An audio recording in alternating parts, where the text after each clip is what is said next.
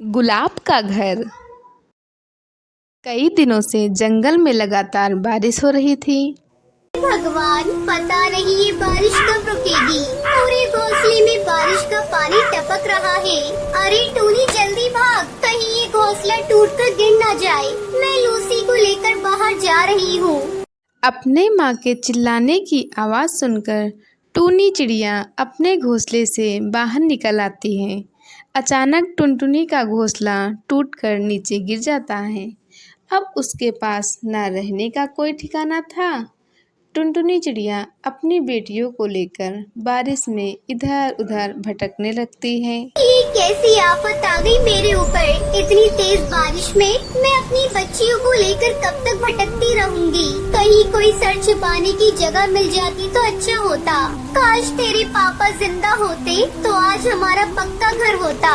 इस तरह हमें दर बदर की ठोकरें नहीं खानी पड़ती।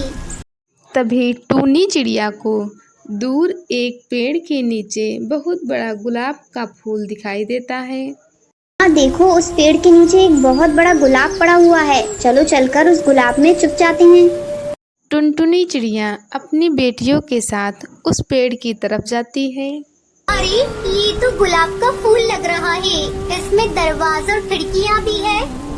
टुनटुनी चिड़िया जल्दी जल्दी अपनी बेटियों को लेकर उस गुलाब के फूल में चली जाती है। अरे टूनी, ऐसा लग रहा है जैसे इस घर में पहले से कोई रह रहा हो। कोई बात नहीं माँ, चाहे इस घर में कोई भी रहे, अब इस घर को छोड़कर हम लोग कहीं नहीं जाएंगे। तभी टुनटुनी की छोटी बेटी लूसी भोजन मांगने लगती है। माँ, मुझे भूख लगी है, मुझे कुछ खाने को दो।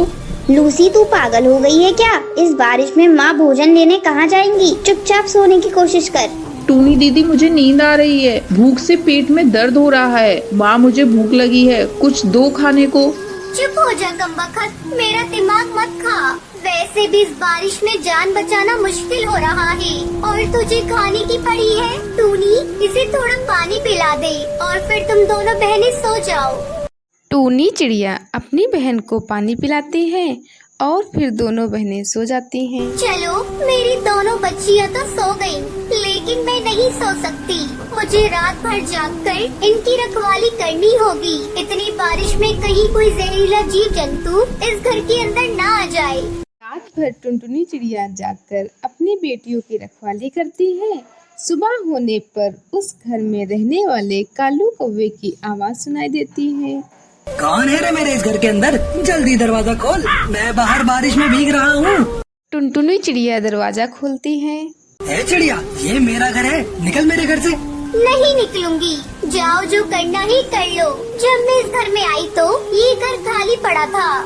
मैं कल भोजन लेने गया था और तेज बारिश होने लगी, इसीलिए मैं नहीं आ पाया। चलो अब जल्दी निकलो यहाँ से। अंकल, हम लोगों को यहाँ से मत निकालिए। हम लोग कहाँ जाएंगे? बारिश में हमारा घोंसला टूट गया है। मूर्ख चिड़िया, तुझे एक बार में समझ नहीं आता? मैं बोल रहा हूँ ना, ये मेरा घर है और मैं यहाँ किसी को रहने नहीं दे सकता। कालू भैया, मैं आपसे विनती करती हूँ, मुझे और मेरी बेटियों को इस घर से बाहर मत निकालिए। जैसे ही बारिश रुकेगी हम लोग यहाँ से चले जाएंगे। थोड़ी देर बाद बारिश रुक जाती है और टुनटुनी चिड़िया अपनी बेटियों को लेकर जाने लगती है।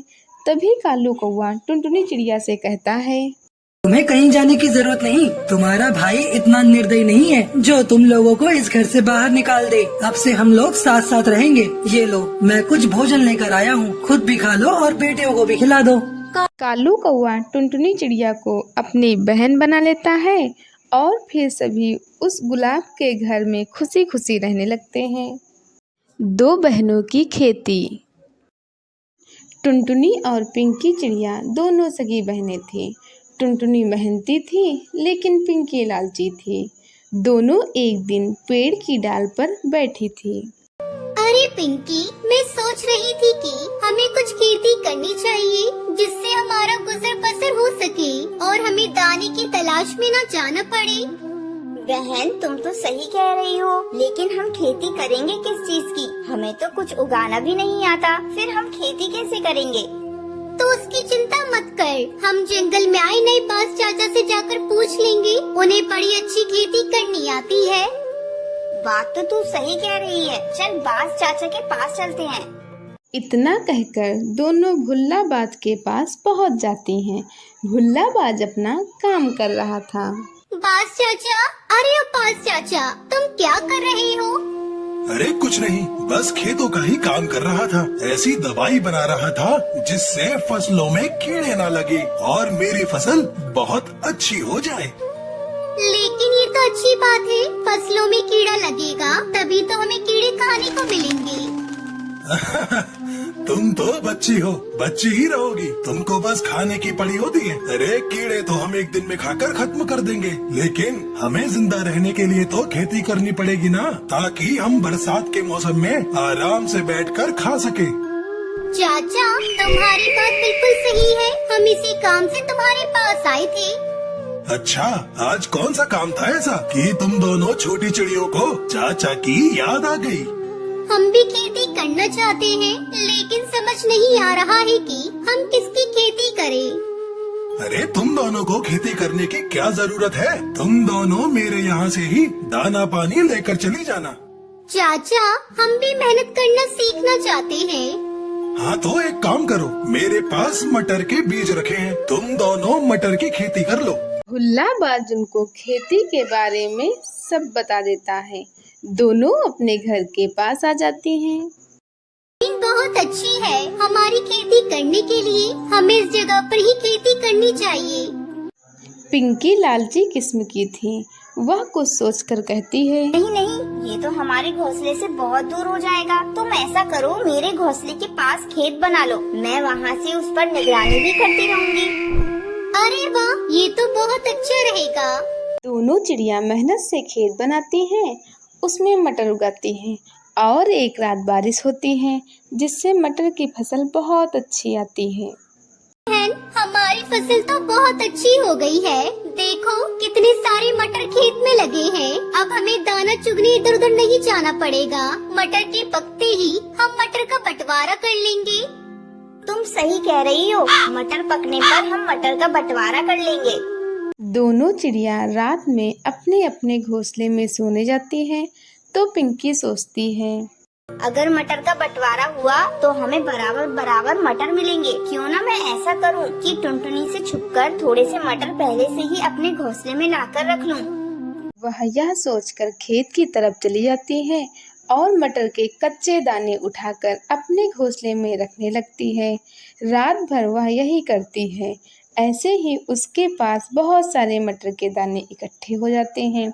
अगली सुबह, हे भगवान, ये हमारी खेत की फसल को बर्बाद कर गया है। ऐसा लग रहा है जैसे कोई मटर चुरा कर ले गया हो। बहन, होगा कोई कौवा चोर। चल तू इतनी उदास मत हो, जिसका नसीब का था वो ले गया। कुछ दिनों बाद दोनों चिड़िया खेत पर जाती हैं। अब मटर भी पक गए हैं, अब हमें बंटवारा कर लेना चाहिए। हाँ तो सही कह रही है। दोनों मटर के दानों को बांट लेती हैं और अपने अपने घोंसलों में रख लेती हैं। टुनटुनी अपने घोंसले में आकर कहती है, कितनी मेहनत से हमने मटर उगाए थे, लेकिन न जाने किसने चोरी कर ली। खैर जो भी हो, मुझे जितनी मटर मिली है ये मेरे लिए बहुत है। मैंने टुनटुनी को पागल बना दिया और उससे ज्यादा मटर हासिल कर ली। अब मुझे पूरे साल कुछ करने की जरूरत नहीं रहेगी।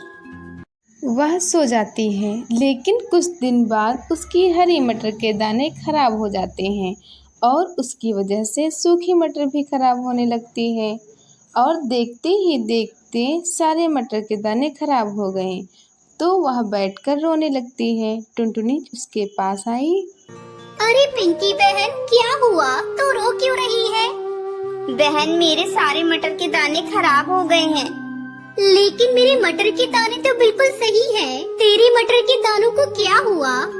मैंने लालच में आकर उस रात हरी मटर के हरे दाने चुरा कर रख लिए थे। ठीक से पक्के न होने की वजह से वो मटर के दाने खराब होने लगे और उन्होंने बाद में सूखी मटर के दानों को भी खराब कर दिया। मेरा लालच मेरे किसी काम नहीं आया। मैं भूखी मर जाऊंगी। एक भी मटर का दाना नहीं बचा। तुझे अपनी गलती का एहसास तो हुआ, और हाँ, लालच करना बिल्कुल भी सही बात नहीं है। तो चिंता मत कर, मेरी मटर के दानों में से आधे मटर तू ले ले। बहन, मैंने तेरे साथ धोखा किया, फिर भी तूने मेरी इतनी मदद की, इसके लिए बहुत बहुत धन्यवाद। कोई बात नहीं, कम से कम तेरे लालच की आदत तो दूर हो गई। हम फिर से खेती कर लेंगे।